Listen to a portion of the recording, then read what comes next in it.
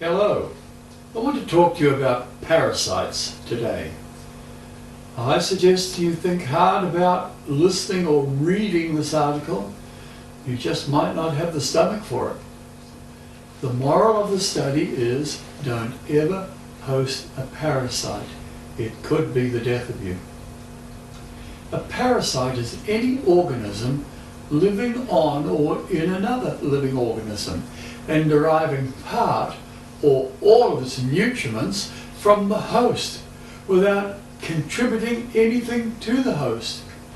In most cases, parasites damage or cause disease in the host. Such parasites as lice, which live on the surface of the host, are known as ectoparasites. Parasites that live within the body of the host, like threadworms, are known as endoparasites. Permanent parasites spend most of their lifestyle in or on a host. Temporary parasites spend a brief period of their time in or on a host. They are free-living organisms during their life cycle. Parasites that cannot survive without a host are called obligate. You can go onto Google and find that the form here that I've been talking about is supported by medical science.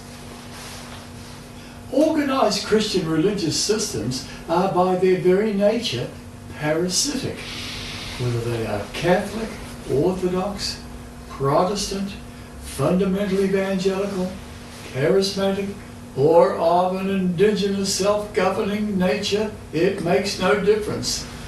They are spiritual parasites. Let's see what we can learn about the relationship between a parasite and its host. Let's take the host first. The host is any living organism which supports a parasite. A religious parasite cannot exist by itself. Without a host, it will die.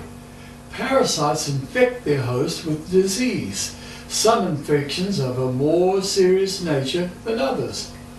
Many are life-threatening. Some kill their hosts. For example, take Jim Jones in Guyana. Naturally speaking, the parasite malaria kills some 200 million hosts worldwide annually. Parasites spend their entire life living off their host. The relationship is reciprocal. Parasitic organizations are always looking for new hosts. They can't survive if the host population declines and dies. Evangelism is the most popular method used by parasites for adding to the host population. The host supplies nutriments for the parasitic organization to feed on, multiply, and expand.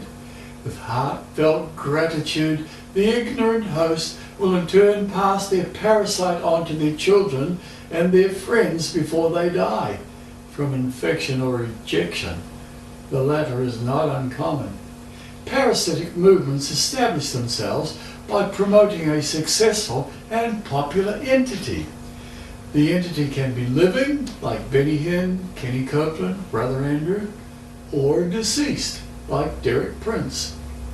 Now, this in no way casts any aspersion with regard to the character of these individuals, who in some cases have blessed millions. It's the manner in which religious entrepreneurs cash in on the popularity of high-profile individuals for the purpose of merchandising their exploits to appeal for funds. The dead have no control over what goes on apart from their last will and testament. But many, whether dead or alive, keep fleecing their hosts to their heart's content. Mysteriously or miraculously, most of us have been targeted in the manner Reader's Digest does by mail to support missionaries, attend promotions, provide money for Bibles, give money to the persecuted church in far-flung places. These may be worthy causes, but administrative costs take the lion's share of everything. I'm not saying don't give, but I am saying be a wise steward and ask the Lord to direct your giving. Don't stay on someone's begging list. There are 3 things that Jesus told us to do in secret. When you give, don't let your left hand know what your right hand does. Be generous. Your Heavenly Father who sees in secret will then reward you openly. When you pray, don't be like those who take pleasure in their prayers in public. But when you pray, go into your closet, shut the door, and pray to your Heavenly Father in secret. Then He who sees in secret will reward you openly. Likewise, when you fast, don't broadcast it. Do it before the Lord cheerfully and secretly. When you do, your Heavenly Father who sees in secret will reward you openly. It's rather amazing the only 3 things Jesus told us to do in secret are the most publicly announced 3 things in Christendom today. People tell you when they're fasting, people tell you how much they give, and the institutions are asking all the time for support. The franchisees of these parasitic organizations congregate regularly to keep abreast of the latest marketing techniques. Where does the money for their travel come from? And their accommodation when they're away? Their hosts pay for it. You don't think the parasite does, do you? Recently, politicians in New Zealand have been caught travelling at the taxpayers' expense to exotic locations for no good reason other than to have a good time. Religious parasites are no different, and it's all tax-free. A final medical quote. Flukes of the genus Schizosomia parasite 2 hosts.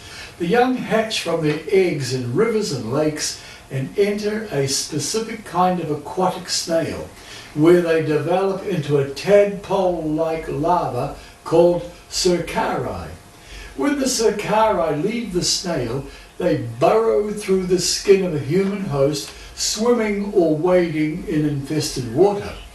Adult flukes mature in the host's bloodstream and settle in the veins in the gut. Their eggs are deposited in the lining of human intestine and bladder, pass back into the water via the excretory system.